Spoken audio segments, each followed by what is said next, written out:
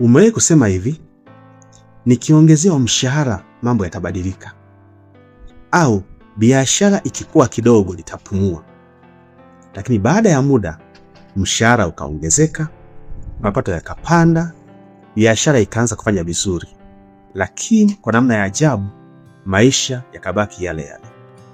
Bado pesa haitoshi, bado kuna pressure, bado kuna madeni, bado unahisi kuna kitu kinachokosekana. Hebu fikiria, inawezekanaje mtu aliyekuwa anapata 500,000 leo anapata 1,000,000, lakini bado anasema pesa haitoshi? Inawezekanaje mtu aliyekuwa na biashara ndogo leo anaingiza mara 3 ya zamani, lakini bado hana amani ya kifedha? Ukweli ni kwamba kuongeza kipato si lazima kubadilisha maisha, na watu wengi hawajui kwa nini. Mwisho wa video hii utaelewa sababu 4 zinazofanya kipato kiongezeke lakini maisha yasibadilike. Na sababu ya mwisho ndio inayowaathiri watu wengi zaidi. Watu wengi wanaamini tatizo ni pesa kidogo, lakini wakati mwingine tatizo huanza pale pesa zinapoongezeka.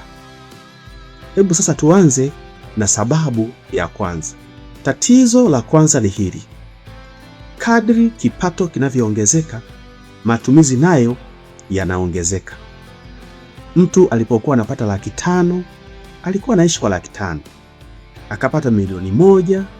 Badala ya tofauti hiyo kumsaidia kujijenga, maisha mapya yanaanza: nyumba kubwa zaidi, matumizi makubwa zaidi, anasa zaidi. Matokeo yake pesa inaongezeka, lakini uhuru hauongezeki. Kwa nini? Kwa sababu kila ongezeko la kipato linaambatana na ongezeko la matumizi. Sasa hebu fikiria, je, maisha yako ya leo yana gharama kubwa kuliko miaka michache iliyopita? Na kama ni ndio, gharama hizo zimekuongezea amani au zimekuongezea pressure?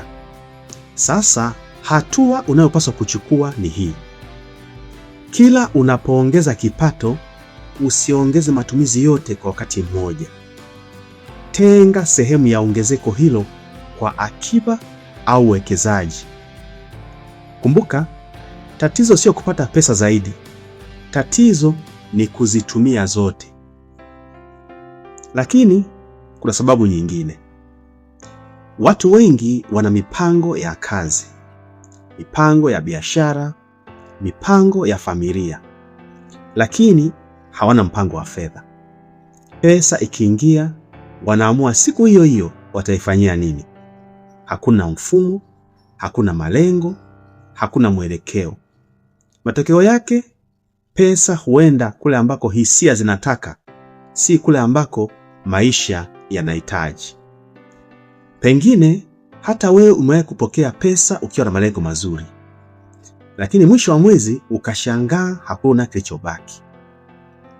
Sasa hebu jiulize swali hili kwa uaminifu: je, nina mpango wa fedha au nina matumizi tu?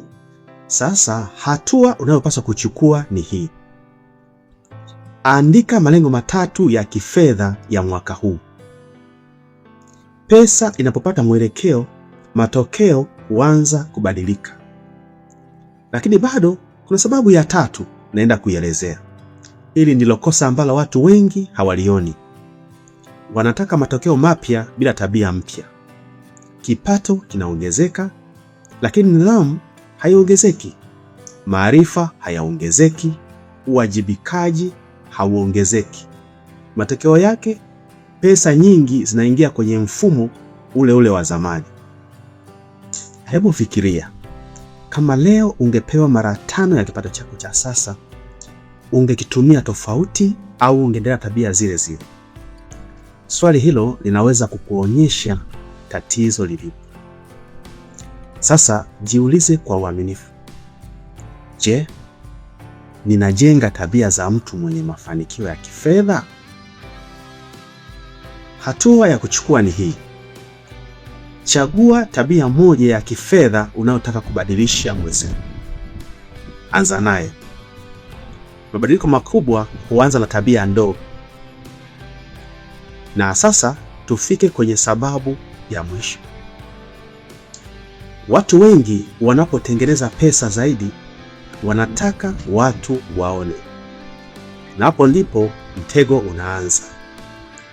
Gari mpya, simu mpya, mavazi mapya, maisha ya kuonyesha watu. Lakini ndani kuna pressure, ndani kuna madeni, ndani hakuna uhuru. Sasa hata wewe fikiria hivi. Ni vitu vingapi unavyomiliki leo vinahitaji gharama ya kuvitunza kila mwezi? Je, vinakusaidia au vinakutumikisha? Sasa jiulize swali hili kwa uaminifu kabisa. Ninajenga utajiri au ninajenga muonekano wa utajiri? Baada ya kuwa umejiuliza swali hili kwa uaminifu, chukua hatua hii. Kabla ya kununua kitu kikubwa, jiulize, hiki kinaniongezea thamani au kinaniongezea gharama? Tofauti ya swali hilo inaweza kubadilisha maisha yako. Rafiki yangu, ninapokuwa nikikaribia mwisho wa video hii, naomba niongee mambo machache.